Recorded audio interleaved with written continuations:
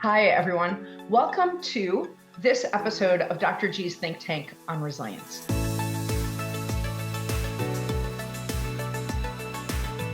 Before we get started talking about the topic for today, I wanted to mention that last week my dad died. And in the Jewish tradition, when someone dies, we can do things to honor their memory and to lift their soul wherever it is. And so I would like us to learn together and think about this today in honor of my dad. He was a business leader himself, and these ideas of what we need to do to be excellent leaders in difficult, high-paced fields mattered to him. Today, we're talking about something that I've had more response about than any other episode of the Think Tank. We're talking about burnout. If you read my weekly emails, if you've ever learned with me, if I work with your company on an ongoing basis, then you've probably heard me say that I think burnout is a terrible name for a very real issue. When I say burnout, or if you do a Google image search for the word burnout, you're going to see pictures of spent matches, a match that's been lit and used and blown out. And if I wanted to light a fire, you wouldn't hand me a spent match because that's a little bit of kindling with some dried charcoal at the end. And we believe that's kind of useless. But that's not really what burnout is. Burnout is a group of symptoms, and a better analogy, and I'm a family doctor, so I'm going to give you a medical analogy. A better analogy is actually asthma. Some people are prone to asthma and they get flares of it. And when they do, we give them whatever we need to support them and get them through that flare so that they can breathe and be okay. And then in between, we do everything we can to prevent another flare and decrease the intensity of how that flare will be. Even if you don't have a diagnosis of asthma, you can have a series of asthma episodes because of a virus or a bacteria you catch, or an allergen or smoke in the air. Everyone can have those symptoms. And burnout is much the same. Some fields and some people, based on what they've been through and how they approach things, are more prone to those symptoms. But everyone can, and most people do in their career, go through periods of time where they have more of those symptoms. So I hope you can see how asthma is a better metaphor, where we have waves of these symptoms. Most professionals, when we look back, we see periods in our lives where we were feeling more that way. These are waves, and as leaders, our role is to figure out how to increase the frequency between these, like make it happen, make them further apart, and to decrease the intensity of these waves. And that's what we're going to talk about today. Let me start by introducing one of our featured guests, Patrick Sally. Patrick brings nearly 2 decades of transformational nonprofit leadership to his current role as CEO of the United Way of Greater Kansas City. Previously, he was president and CEO of Vibrant Health. He led remarkable growth there of these federally qualified health centers, bringing comprehensive medical, dental, behavioral health, and pharmacy services to families across a county in Kansas. Patrick's nonprofit expertise also includes senior roles as Chief External Relations Officer at Rogers Health, Chief Development Officer at the American Red Cross Kansas City region, and Director of Development at Big Brothers Big Sisters of Kansas City. I hope you can hear in this list people who would experience the pressures of doing nonprofit work in a variety of situations. In 2022, he authored the book, The Solitary CEO: How to Overcome the Isolation That's Holding You Back, a candid exploration of leadership challenges that draws from his own personal journey through adversity and recovery. And I was lucky enough to meet him and one of his family members, and we've had some great conversations about the opportunity and the challenge of nonprofit work, especially in the healthcare field. Patrick, hi, thank you for joining me today. Thanks for having me, and sorry to hear about your loss. Thank you very much. I want to start by asking you briefly, when you hear conversations around burnout, what misconceptions do you notice? Yeah. Well, I think it's an important conversation. Thanks for hosting this. I think a couple of brief things jump out at me. One is that it is an end game, and I think your analogy that you started with is perfect. And I think people often think I'm burned out, therefore I need to dramatically change the dynamic I'm in, the place I work, whatever it is, and it's sort of an end state that needs entire change to feel that renewed. And I think the other part is that it is that blame is usually put in one place or the other, and it is either put on the employer or it is put on the employee and not thought about as a collaborative thing to solve, where each of us have a hand in making sure employees aren't burnt out and employees have a hand in managing their work and their workloads and their communication in a way that diminishes burnout. But I think it's often categorized as being someone's fault. And I think both of Yeah, them okay, can be very. awesome. We are going to dive into that. Let me now continue and introduce Carl Brass. Carl is the executive director of Belfair JCB, one of the nation's leading nonprofit behavioral health and child serving agencies. In this role, he provides clinical and administrative leadership for a broad continuum of services supporting children, youth, families, including community-based care, residential treatment, education, adoption, crisis response, and prevention programming. Carl brings nearly 25 years of experience in behavioral health. And prior to this, he was the executive director of LifeWorks Autism Services, which I think, Carl, correct me if I'm wrong, was a full spectrum autism services in people's homes, group homes, everything, right? Okay. That's correct, Debbie. Carl holds a bachelor's degree in psychology from my son goes there, so I'll stress it, the Ohio State University, a master's in clinical counseling from John Carroll University, and a master's of business administration from University of Dayton. He is also a licensed supervising professional clinical counselor, so he has done this frontline work himself. Carl, I have been lucky enough to work with you and your staff this whole year, and thank you so much for agreeing to be here today. Welcome. Debbie, thank you so much for having me here today. It's an honor to be here with Patrick and Colin and to be participating in this important conversation. So let me ask you, when you hear conversations around burnout, do you hear misconceptions? Yeah, I think that the major misconception that sort of I'm attuned to more now than I think I used to be is the labeling of burnout as a sort of catch-all, an unnuanced conversation about that I think is often maybe synonymous with exhaustion and tied directly to workload.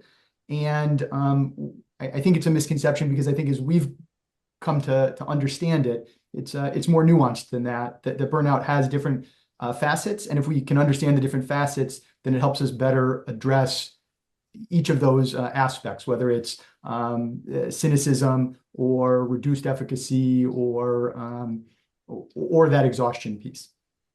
That's really useful. Thank you. Okay. And our last guest, Colin McNaught, is the principal of Cimarron Memorial High School, where he's worked since starting as a biology teacher in 2013. Since taking the lead as principal in 2022, he's overseen a period of steady growth for the campus, driven by the school's core vision of supporting each student's Spartan way to and through their next step.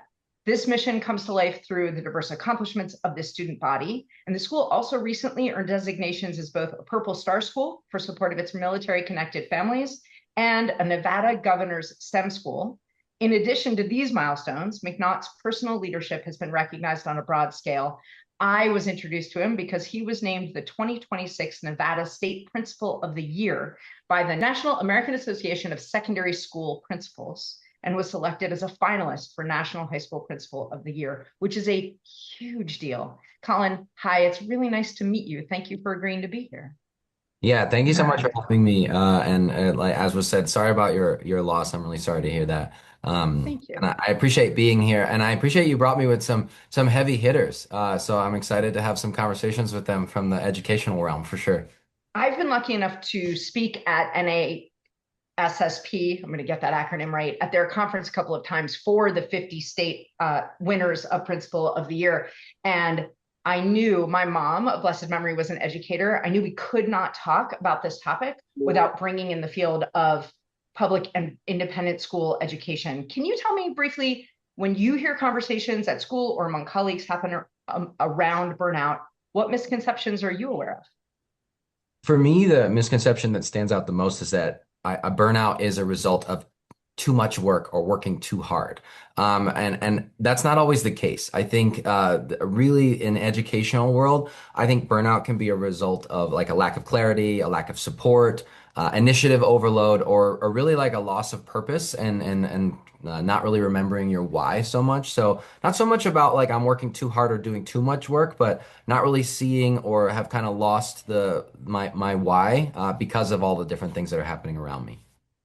Okay, so I guess my first question is, do any of you want to push back, or do you buy into this idea that burnout is episodic, right? That one burnout, that being burnt out happens to most professionals at different times when they look backwards over their career, especially people are in these like high needs or low resourced fields or high paced. Right? This is certainly not only happening in nonprofits, but I wanted to focus on people who we cannot say, well, throw more comp and benefits at them, right? Where trying to increase people's comp and benefits is really the only and the go-to and the, well, look at what you're making. How can you be upset about it? I wanted to focus on people who, at least theoretically, are more mission driven in the reason for taking the job in the first place. And so if you agree with me that this is episodic, that people can look back over their career and see that there are periods that they were feeling more of what Carl described, the cynicism, the low self-efficacy, the exhaustion, Colin, what you just talked about lack of clarity or a decreased connection to purpose. And then there are times when it's better.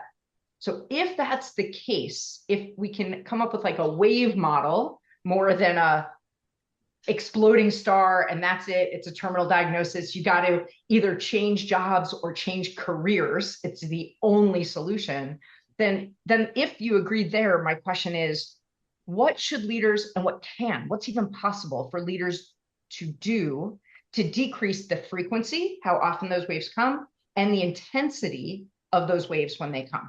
So, Colin, I'm going to start with you because we've never met. You can't be mad at me. What do you think? Fair enough. Won't be mad. Happy to have the discussion. I mean, I do in education think that it can be very episodic in a sense of like it can really vary based on the leadership at the school, the week to week, what's happening in the classroom, student by student sometimes, you know. And so I do think it can definitely flow throughout the career. You'll have educators who are in their third, fourth year of teaching that are burnt, that are giving you those signs of burnout, and then educators that are in their 29th year or 30th year who are also showing that. But then it changes by something really small, whether that is uh, they meet a new group of students that re-energizes them, or the leader shifts a focus or changes a direction in a way that impacts. So, for example, right, like I have ADHD, so I am a very like fast-paced person, and I want to make a change super quick. Early on in my career, I learned that those quick, like, hey, this works now, let's make it happen moves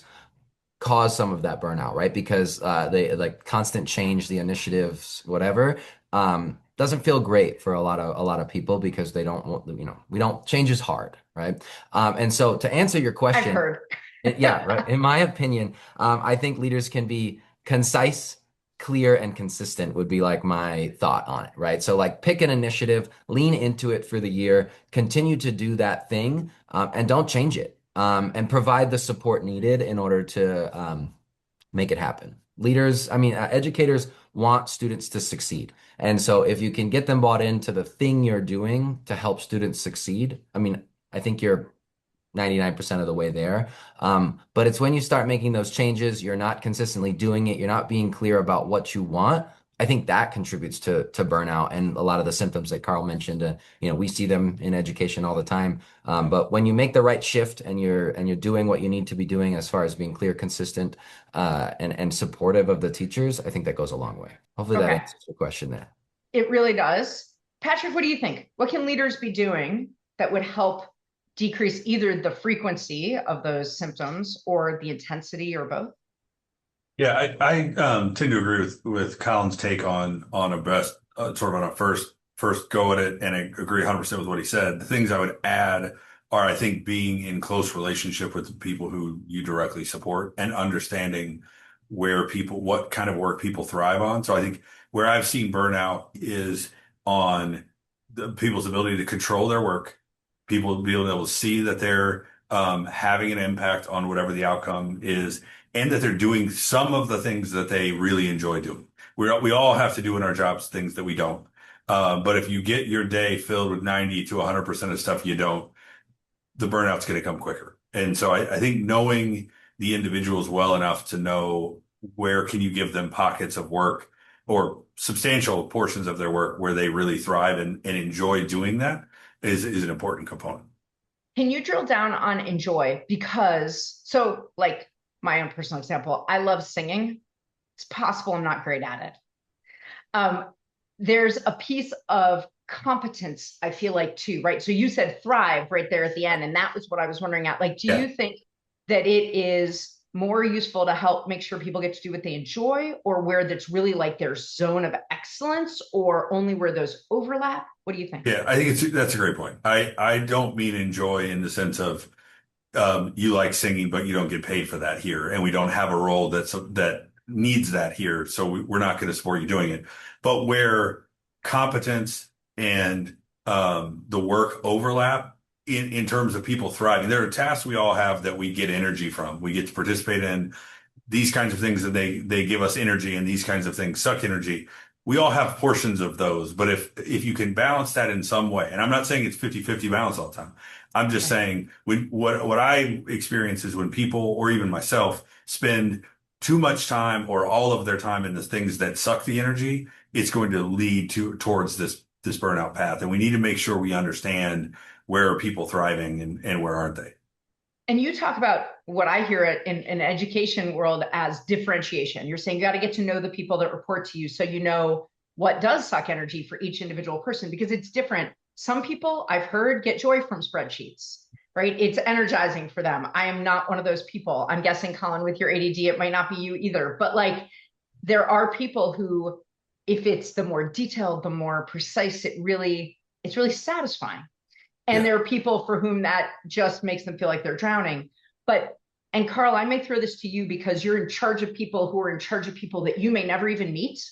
And that may be true for you as well, Patrick. But I'm wondering, for either of you, how do you help the people that you won't ever get to know? Or how do you create a culture where people all get to know their direct reports that well? What's scalable? I think it's a really important question. It's actually, you anticipated what I might have answered the question with, which is, Yeah, bring. I think if what we're trying to breed as a sort of antidote or prophylactic against burnout is developing a sense of purpose in one's work, building connectivity in and amongst teams, and hopefully building mastery. I think a really critical responsibility of leaders is to ensure that they have an ability to evaluate those skills in others. And so for me, what I am reliant on is the ability of the people who I delegate responsibility and leadership to understand that. And also I have the responsibility to, as it relates to burnout, to ensure that the organization is not ambivalent or sort of resigned to it, that these capable leaders, that it's a point of emphasis, a point of discussion, something that we train on, and something that they can hopefully bring into their work with their teams. Yeah, that's how I would answer the question. I do have one thing just I'd put back to you, Dr. G, that I was thinking about, which is, I wonder if, I totally accept the fact that it's episodic. I think we all agree on that, and that do accept the idea that it goes in waves. I wonder on aggregate, either in your opinion or what you know about the research, is it the case that it works more like concussion, where somebody who's experienced burnout then has a higher propensity and is more likely to suffer from it again in the future? Or does the ability to have traversed it and building skills of resilience, on aggregate, does that help people, or does it make them less susceptible to burnout going forward? I wonder what you know about that. 60-second soapbox. Somebody can time me. So here's the thing. Concussion, you can't learn how to get concussed better. So it's not an exact metaphor, but one of the great things, you guys, I'm sure have heard the saying, what doesn't kill you makes you stronger, right? That's shenanigans.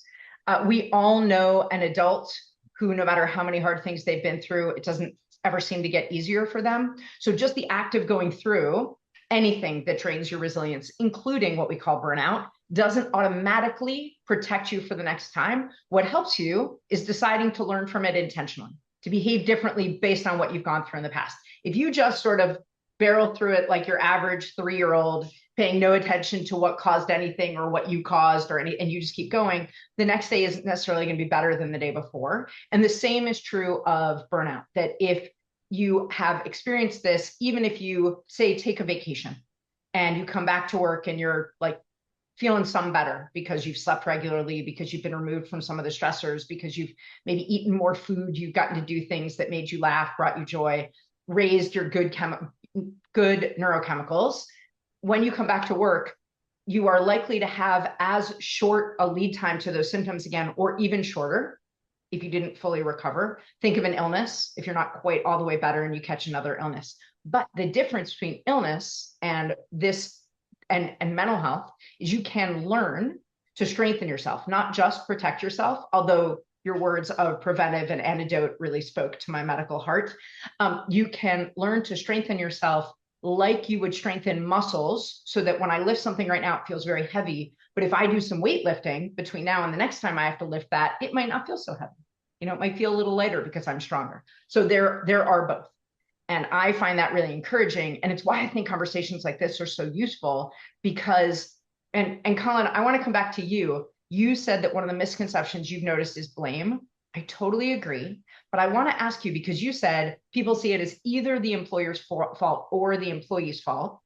You said something I totally agree with, which is it should maybe be a shared project to improve it. But I also want to say, what if it's neither? What if it's, you know, Patrick, before he was at United Way, was at a federally qualified health center. I work at a federally qualified health center. Seeing people who are losing health insurance, who have increasing medical struggles, who have cultural struggles and family chaos, it's not on the CEO of my health center or me as a physician or our MA or our patient, but the facts on the ground are that it is ripe for the symptoms of burnout. Sure. And so I think that there are other factors, geopolitical, climate, financial, that neither of those people can control. Right. So I'm actually gonna, those are Patrick's words, and they were well done. And so I Sorry. will, no, but I'm happy to co-sign on them because I do agree with what he had to say. And I think when you were talking, one of the things that was sticking out to me was this one of the concepts that I try to live by is locus of control. What's in your ability to control here, and what do you have the ability to impact? Because I think, yes, you can take a vacation, you can come back to the space and feeling rested and rejuvenated, but if the same things are still present, the leaders haven't evolved or modified the way in which that they are addressing what's going on. It's the problem is still there, right? It hasn't disappeared. Behavior is a symptom of something else, and so a behavior is a reaction to the problem that still exists. And so, to what I was saying earlier about us as leaders, we have to reflect and first of all notice the burnout that exists, right? And be able to take that feedback and think why, right? And not, it's hard. Feedback is hard for us to receive too, because it sometimes feels personal, sometimes feels like what you're doing is not going well. But you got to think okay, well, what's the why here? Let's dig in. Okay, I'm asking them to do too many things, so we can't do one thing well. So let's focus on the one thing, or let's zoom into what is within their locus of control to impact. In order ultimately to do what's best for kids. So I completely agree with the notion of that, kind of blame can go in multiple different directions. I do think a lot of it falls on the person who is burnt out to recognize what's in their locus of control. What do they have the ability to impact or respond to? But then I also think it's on the leader to be reflective and thinking through how am I going to best support my employees, my people, to do the good work that they're here to do, they signed up to do, they want to do, but we just got to make sure to remove the barriers to do that work. If that makes sense. Yep, there. it does. Patrick, can I come back to you and ask you to talk a little bit about how you try to do leadership development in the people in this job or any other job you've held, to try and get people for their teams to have a supportive and connected view to know what people need and when they're struggling? Sure. I think it ties, my experience at really all the organizations I've been at is bringing in outside support to help have conversations on this. And I think it goes back, I think a lot of my reaction in terms of ways to combat burnout or to support people go back to your comments just a minute ago of recognizing it. And so I think there's a critical component of self-awareness that we are trying to, when we're doing leadership development, there's a huge amount of that is focused on getting people to be self-aware of their own behaviors and thoughts and emotions and feelings, but also observant of those in others. Because one of the things that I've just would say anecdotally, my own observation of in my career is the times when we are not burned out are often like we treat them like Fight Club, like we don't talk about it. And so we don't acknowledge like, hey, you know what? You actually feel pretty good about your job right now. And I think it's important that if we're going to call out times when people are burned out and they're going to call them out, we should also reflect back to people times when they're thriving and feel good. And same with ourselves, because they're not going to identify the things that are triggering the thriving if you're not talking about it, right? It's sort of like the concept of you want to buy a car and you start seeing it everywhere and all, right? So our leadership development that I've been a part of in different spots is really trying to develop self-awareness and observation of the world around us. So we want to notice when we're well lit. Yeah. Right. Yeah. I was trying to come up with like, what's the phrase that like, you're not like not burning, you're just well lit. Like this is. Yeah. I completely agree with what Patrick said there in a sense of like, people don't come to my office and say like, hey, this is this amazing thing that happened today, right? All the time. I mean, sometimes they do, but most of the time, if they would. Yeah, right. But most of the time they're coming to the office for like this concern. This is the thing, like help with this, right? And so I think when we find opportunities to highlight those good things, I think we need to do that and we do it more. Recognition is something we don't do enough of, and even small recognition of like, hey, yeah, today went super well. Why? Well, because you had a nice conversation with a kid that reminded you of your why, that kind of thing. Yeah, that's great. And so one of the questions that we're getting, and by the way, anyone in the room, please feel free to put questions into the chat. Bruce talks about this, the art of noticing. And you guys are talking about noticing in oneself as well. But he asks this question. He says, the art of noticing, particularly excessive stress, is necessary.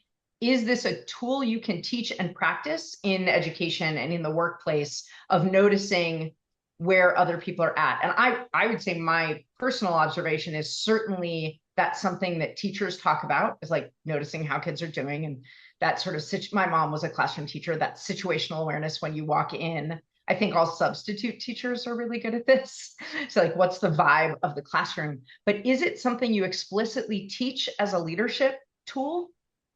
Carl, what do you think? You're in a situation, Colin, my perception as the principal of a high school is that you are basically the leader of one large ecosystem.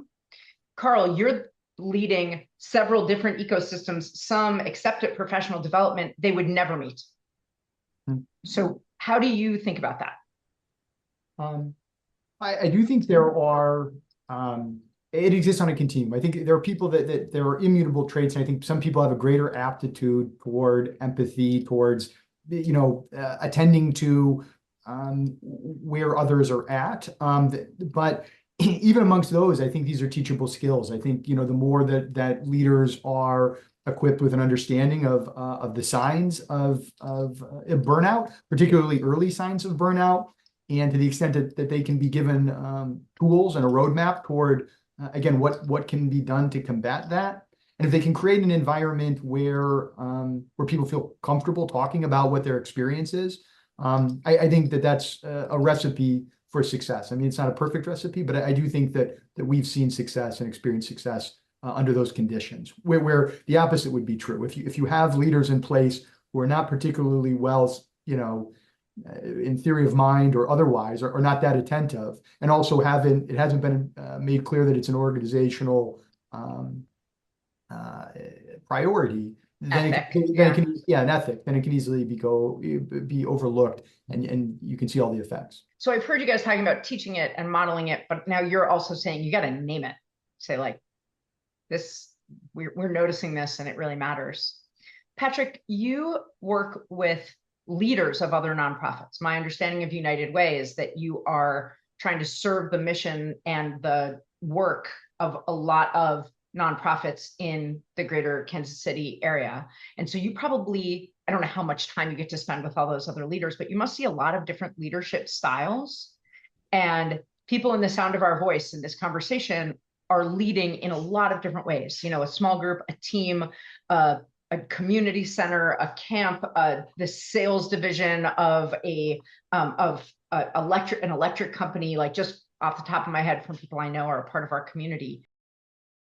What advice would you have for folks who are trying to tell the leader of their organization, top of the organizational chart, that this really matters and it's something we should take on rather than not talk about or try to pretend and it'll go away? Like, what are the arguments you would help them make to say we should be taking this on with words and actions and not just trying to be good people and hope for the best? Yeah, it's a great question. I think the general default that most general default to me is leaning into retention, productivity, those sorts of things, which I recognize are part of the flip side of that is part of the problem in driving bottom line numbers. But all of our organizations have to produce results. And I think the risk of not managing it ties directly into the cost of turnover and the cost of low productivity. And so I also think it is ideal if and when possible to have it's sort of like networking. You want to build the network before you need it. You want to have this conversation when it's not on fire. That is too late, and you need to manage the fire before you can talk about building the organizational tools infrastructure around acknowledging it. So the earlier the better, and focusing on bottom line impact. So that's great advice, and it ties to something that both Colin and Carl mentioned earlier, this idea of connecting people to their purpose. So like on the one side of the coin is, here's why we do this, reconnect to the whys, and that will help. And it does. Research is clear that connecting to purpose and why decreases the frequency and intensity of burnout. You're saying they have whys on the flip side. They don't want to lose top people. They don't want a drop in productivity. So connect to that goal, that shared goal. So we have the shared goal of like, our organizations are doing good. They're making our communities healthier. They're making kids stronger. They're making families safer. But on the flip side, we can't get, like, one of the things I can think about in the clinical fields is charting. If your charting isn't good enough, you can't bill. Or you can't bill as highly. If you can't bill as highly, you don't get the income. If you don't have the income, you can't fund what you want to do. So if the frustration in leadership is a drop in productivity or a drop in compliance or a drop in retention, then say, hey, and it's these symptoms that make that more acute. Let's go upstream and solve these problems so that downstream we have better compliance, better productivity, and more retention. For sure. We know that helping people navigate change is always the most successful when we can connect the change to a goal that's already important to them, not a new idea. It would also be great is if, it's to say, here's the thing I know you already want and how the thing I'm suggesting gets us there. And I think that fits in really well with both Colin and Patrick's comments. Colin's comments about being clear and communicating clearly, and Patrick's about being clear about what productivity needs to be. And if you can tie that into the why and the purpose, then I think you've really got something. I think you can hold people accountable and have clear expectations as long as you're clear on that from the start and they don't change. I think sometimes, like to the question from earlier, I think burnout can sometimes people are like, oh, it's because they're expected, too much is expected of them or whatever. I don't know that is necessarily true. If you are clear from the get-go of just like, this is what I expect because, students need to succeed. So we're going to do X, Y, and Z in order to make sure that happens. Being consistent, being clear, and making sure that you are supporting them along the way, I don't think is a contributor to burnout. It's when you're not doing those things, no matter what your expectations are and how clear you are. And to name it, if you have a moving target of your expectations, sure. Yeah, 100%. That certainly, right? If you say, hey, we need to be, compliant to 93%, and they're like, we got there. And you're like, yeah, but actually it's 95. Yeah. Yeah.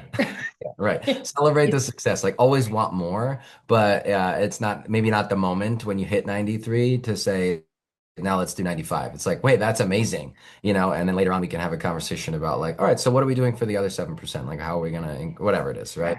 Totally agree with that. Colin, I'm going to do something I bet a lot of people do and basically ask you to represent all of the youngest generation when I ask this question. Sure. Peter asks, in the context of today's instant gratification society, the changes in the makeup of our workforces from baby boomers to the latest generation of college graduates, is burnout increasing in the workplace or at the same level as in past generations? And I will tell you just from a numbers standpoint, Peter, we are seeing higher rates of people reporting these symptoms, but you can hear in my answer that there's a wealth of reasons that that might be the case. Sure. Colin, you got anything you want to say about the current youngest generation entering the workforce? Yeah, so a couple of thoughts on that. First, I don't know that the frequency is up, but I really appreciate that you highlighted reporting, right? Because I think like just if I were to zoom down to the high school student level, right, there is a lot more self-diagnosis of things because we see it on the internet, right? We see on TikTok like if you do A, B, C, you might have this, right? Yep. And so I think as a result of that, like kind of instant gratification, but instant awareness that exists on social media platforms, TikTok, Instagram, etc. I think there is a lot more like identification of like, oh, I'm burnt out right now. Like that's the experience that I'm having. I also think I guess the latest generation, I want to say, not the youngest, the latest generation is also a little bit more advocates. They advocate more for themselves in that regard. We see a lot more mental health days and like I need to take the time for what I need. Whereas I think the like former generations, I hate to say, but we're a little more like grit and bear. Like we can do it. It's fine. This is just normal. But now I think there's a little bit more recognition, advocacy, and taking care of themselves. So I guess And the generation before that, I'm in Pennsylvania, we're in the coal mines instead of being in fifth grade. So, sure. like, and nobody thinks that was a good idea. So, we're Right, sort of right, right. somewhere that pendulum is swinging. Yeah, There, I believe very strongly like everybody's heart is their heart, whatever that looks like. Relative to leader's heart is different than teacher's heart, it's different than the high school senior's heart. However, I think when there's more recognition of that challenge and ways in which to address it in this younger generation because they're more exposed to it. and I am all for building resilience and perseverance in younger people. Please see the entire collection of books I've written. But I want to get to just one more thing that I think is really important. Often people are told to go home and recover from burnout symptoms that they're getting primarily in the workplace, which is not to say that what they're going through in their family doesn't impact how they're feeling or their worry about their parents' health, or that like my dad's death isn't impacting how I am at work tomorrow. I don't mean that, but this idea that like work is just work. Why don't you have a bath bomb and get over yourself? Isn't all that useful. So I wondered if we could take a minute and talk about workplace solutions.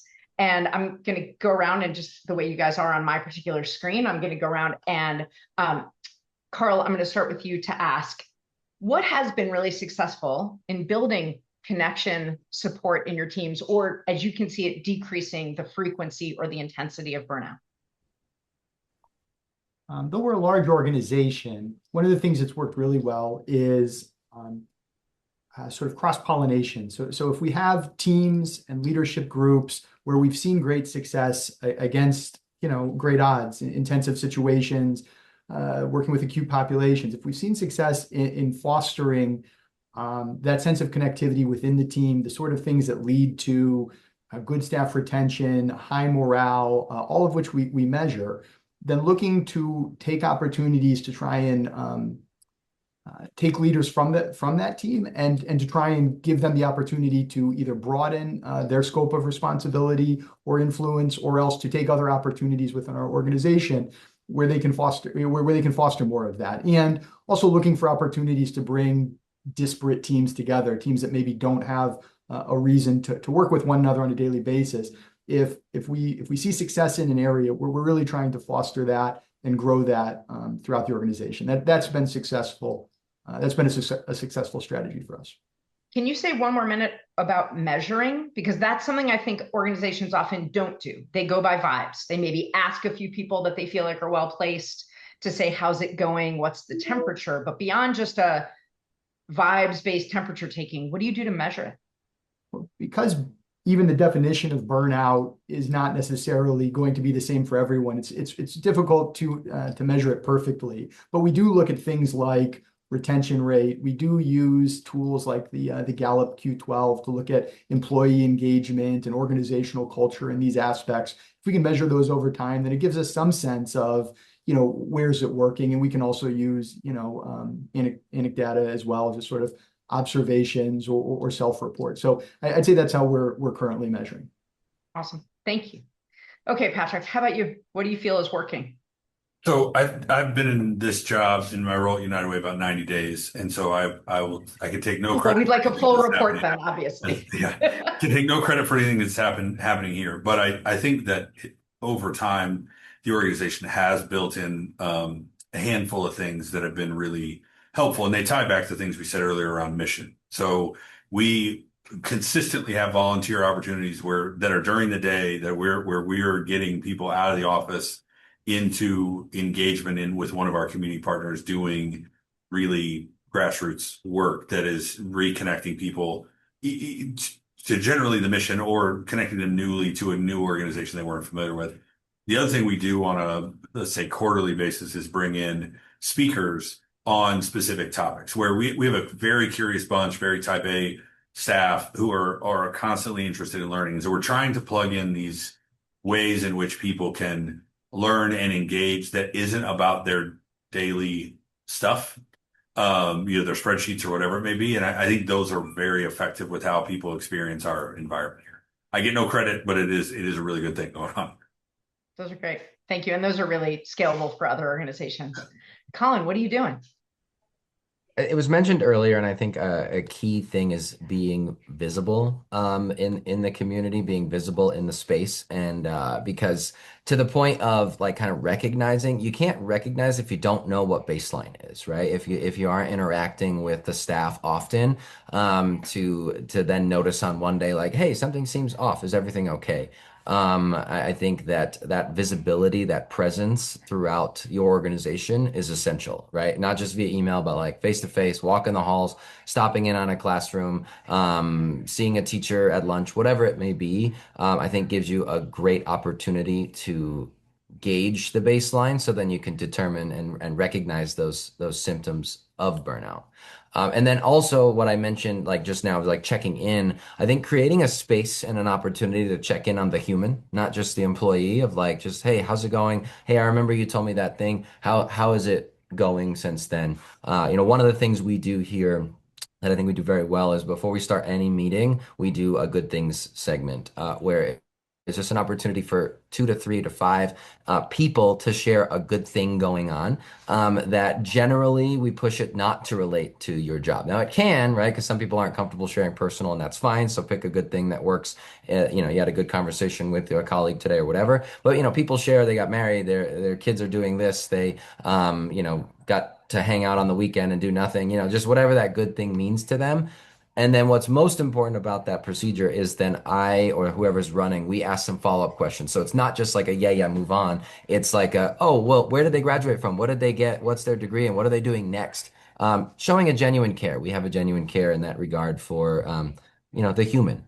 So I think visibility and creating spaces, intentionally showing that you care, and creating spaces to hear what the good things that are going on in the community are.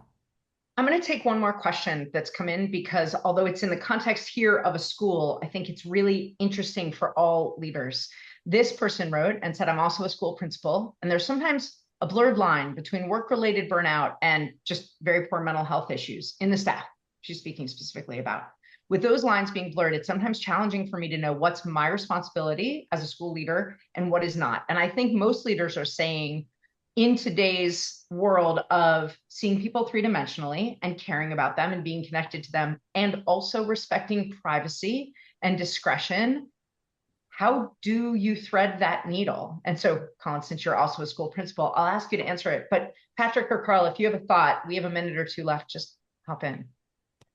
I'm going to come back to locus of control and what's within my control in regards to this. I mean, checking in on the person, they start sharing stuff with you that it's very clear that they need support outside of the workplace. I think knowing the resources to connect them to is important. But ultimately, I can't make them do that, right? So, but what I can do is in the workplace recognize like what layer of unnecessary burden am I putting on the staff in order to make some adjustments. And I say unnecessary because there are certain things like we have to teach kids, we have to lesson plan, we have to do, we have to behavior manage the kids that are in front of us. But there are other things that I, as the leader, can streamline or work on to help address some of the symptoms of burnout. So I center myself on locus of control. What's within my locus of control to address here, and how do I best support the full human in the context that I have? And I guess the locus of control we all have as leaders is to notice, even if that person doesn't want to talk about it, just to feel seen, to say, clearly, I'm not asking. I just wanted you to know that I notice the good that you're doing. And I also notice that it seems like you're struggling, and that matters to me. Sure. Agreed. I'd like to thank all of the people who are with us today and everyone who watches this afterwards for engaging in this. It is easier to ignore. It would be easier to say, not my responsibility. I'm going to try and pretend it's not really happening, or people should just go use a bath bomb and maybe they'll be okay. And to say, I'm going to dive into this and help workplaces be not just more successful, but healthier. I really appreciate you thinking about that. And Carl, Patrick, and Colin, thank you very much for your time today. I also want to let everybody else know that our June event, which is Tuesday, June 23rd at this same time, we're going to talk about data. We have data coming at us. We can wear watches that tell us things about ourselves that we don't even know.